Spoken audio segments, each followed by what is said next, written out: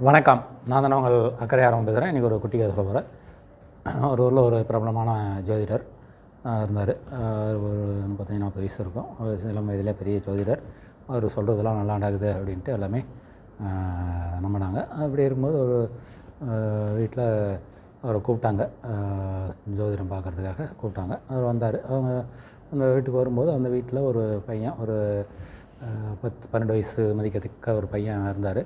இப்போ அந்த வீட்டுக்கு போகும்போதே பார்த்தாரு, அந்த பையனுடைய 2வது வயசுலாம் பார்த்துட்டு உடனே இந்த பையன் வந்து படிக்கிறதுக்கெலாம் லாய்க்கு இல்லை, கல் உடைக்கிறதுக்கெலாம் லாய்க்கு, அதனால் அந்த பையன் நீங்கள் படிக்க வைக்கிறது வேஸ்ட்டு, வேறு ஏதாவது இது பண்ணுங்கள் அப்படின்ட்டு சொல்லிட்டு போவார்.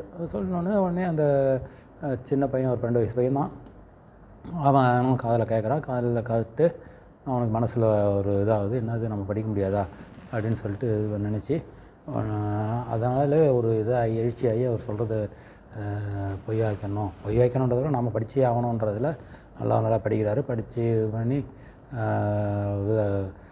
பள்ளி படிப்பை முடிக்கிறாரு. பள்ளி படிப்பை முடித்து தேர்வு எழுதி ஒரு பெரிய டாக்டர் ஆகிடுறாரு. டாக்டர் ஆகி இப்போ பிஜி முடிச்சுட்டு, யூராலஜிலாம் முடிச்சுட்டு பெரிய மருத்துவமனையில் நல்ல பொறுப்பில் இருக்கார். இதுக்குள்ளே ஒரு 30 வருஷங்கள் கடந்து போச்சு.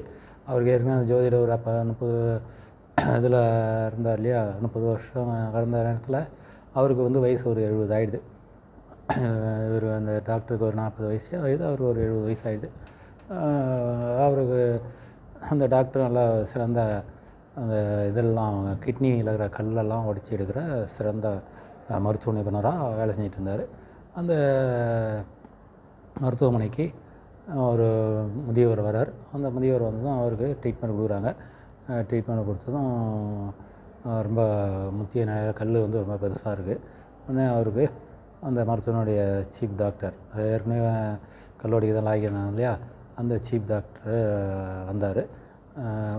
அவருக்கு மருத்துவம் பார்த்து அந்த கல்லை இது பண்ணி உடச்சி எடுத்தார். ரொம்ப கேர்ஃபுல்லாக இது பண்ணி அவருக்கு உண்டான எல்லா விதமான தீவிர சிகிச்சை பண்ணி அந்த கல்லை உடச்சி எடுத்துட்டார். கவனிப்பு ரொம்ப அதிகமாக இருந்தது. உடனே அந்த இவர் ஜோசியர் இருந்தார் இல்லையா, அவருக்கே ஆச்சரியம் போயிடுது. என்ன சார், எனக்கு இவ்வளோ கவனிக்கிறீங்க அப்படின்ட்டு கேட்பார். உடனே அவருக்கு காரணம் சொல்லுவார். அந்த நீங்கள் ஒரு 30 வருஷத்துக்கு முன்னே ஒருத்தர் படிக்கிறது லாகி இல்லை, கல் உடைக்கிறது தான் லாகின்னு சொன்னீங்க, அவர் தான் இப்போ உங்கள் வயிற்றில் இருந்த கல்லை உடச்சி எடுத்தார் அப்படின்னு சொல்லுவார். அப்போ அவருக்கே கொஞ்சம் வெக்கமாக போயிடும். என்னடா அது அப்படின்ட்டு. பட்டு கல்லுன்றது அந்த கல்லா, இந்த கல்லா, பாறாங்கல்லா இல்லை வயிற்றில் இருக்கிற கல்லான்றதை இல்லாமல் அந்த கல்லை உடைச்சி எடுத்தார். அதுதான் அந்த கல்லை உடைப்பார்னு சொன்னவர் தன் கிட்னி இருக்கிற கல்லை உடைப்பார்னு சொல்கிறதுக்கு அவருக்கு போதுமான அந்த ஜோசிய ஞானம் இல்லை. ரெண்டு யாருமே வந்து வெறும் ஜோசியம் அதுன்றதை நம்புறதை விட, மனிதன் வந்து விடாமுயற்சி, கடின உழைப்பு இருந்ததுன்னா அவனை எப்படியும் வாழ்க்கையில் வெற்றி பெறலாம்ன்றது அந்த கலைஞர் சுருக்கம். நன்றி, வணக்கம்.